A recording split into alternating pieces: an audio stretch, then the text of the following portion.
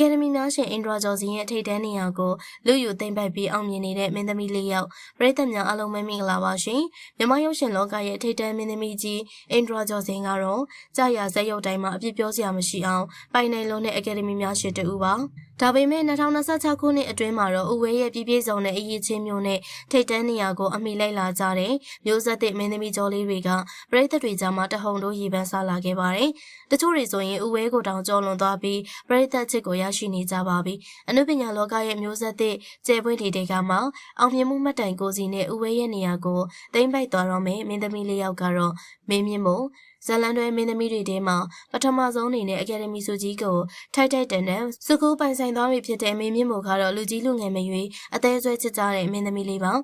ရုပ်ရည်ရောအိုက်တင်မှာပြည့်ပြည့်စုံလုံးတာကြောင့်သူမကိုအင်ဒရာဂျွန်စင်အငယ်စားလေးလို့တောင်တင်စားခေါ်ဝေါ်ခံနေရပြီးတော့လက်ရှိမှာလည်းအမှုအကျန်းဘလို့ဇက်ကောင်မျိုးကိုမစိုးပြည်ပြင်းဆောင်တဲ့တရုပ်ဆောင်ပြနိုင်တဲ့ထိတ်တန်းကျဲပွင့်တလက်အပြင်အားလုံးကအတိမတ်ပြုထားကြပါတယ်ဇလန်တွဲတွေမှာလည်းသူမမပါရင်မပြီးဆိုသလိုအားလုံးကိုသိမ့်ပတ်ထားပြီးတော့ရေပန်းစားနေတဲ့မင်းသမီးတစ်ယောက်ပါ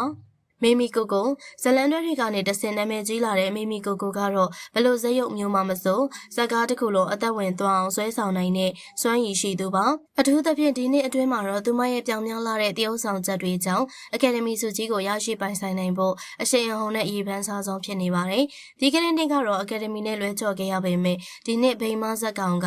အကယ်ဒမီကိုအခိုင်အမာဆွဲခေါ်နေပါတယ်ဥဝဲလိုမျိုးအကယ်ဒမီများရှင်ထိပ်တန်းမင်းသမီးတစ်လက်ဖြစ်ဖို့အခွင့်အရေးတွေအများကြီးပိုင်ဆိုင်ထားသူလည်းဖြစ်ပါတယ်ဗီလိန်ဇရုပ်တွေရောအိမ်တောင်ရေးဒရမာတွေကိုပါအင်မတန်ပြပြအောင်တရုပ်ဆောင်နိုင်တဲ့ရခိုင်တိုင်းရင်းသူလေးချူလေးကလည်းအကယ်ဒမီဆုတစ်ခုကိုထိုက်တန်ပိုင်ဆိုင်ထားပြီးဖြစ်တဲ့မင်းသမီးတူပါသူမရဲ့အရေးချင်းတွေကတကားတက်တကားပုံမတိုးတက်လာတာကြောင့်အင်ဒရာဂျော်စင်လိုမျိုးကြာရကဏ္ဍမှာထူးချွန်တဲ့ထိပ်တန်းမင်းသမီးတစ်လက်ဖြစ်လာလိမ့်မယ်လို့ပရိသတ်တွေကယုံကြည်အားပေးနေကြပါတယ်အခုဆိုရင်တော့ထိပ်တန်းမင်းသားကြီးမြင့်မြတ်နဲ့ရုပ်ရှင်ကားတွေတွဲရိုက်နေရပြီးတော့အနုပညာကြီးအမြင့်မားဆုံးမင်းသမီးအဖြစ်စံချိန်တင်ထားတဲ့သူပါ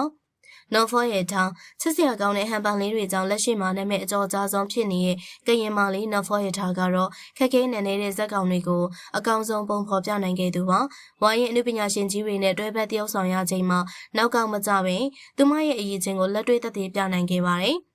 ဝါမရင်သေးပေမဲ့အကယ်ဒမီဆုကြီးရရှိနိုင်မယ်လို့တောင်ထင်ကြေးပေးခံနေရတဲ့အထိထူးချွန်တာကြောင့်ဥဝဲရဲ့နေရာကိုဆက်ခံနိုင်မဲ့မင်းသမီးတစ်လက်ဖြစ်ချီကျူးခံနေရပါတယ်ပရိသတ်ကြီးတို့အနေနဲ့ရောအခုပြောပြသွားတဲ့မင်းသမီးလေးတွေထဲမှာဘသူကအင်ဒရာဂျော်စင်ရဲ့နေရာကိုအကောင်းဆုံးဆက်ခံနိုင်မယ်လို့ထင်လဲဆိုတာမှတ်ချက်ပေးခဲ့ပါဦးနော်ကြည့်ရှုပေးရတဲ့အတွက်အားလုံးကိုကျေးဇူးတင်ပါတယ်ရှင်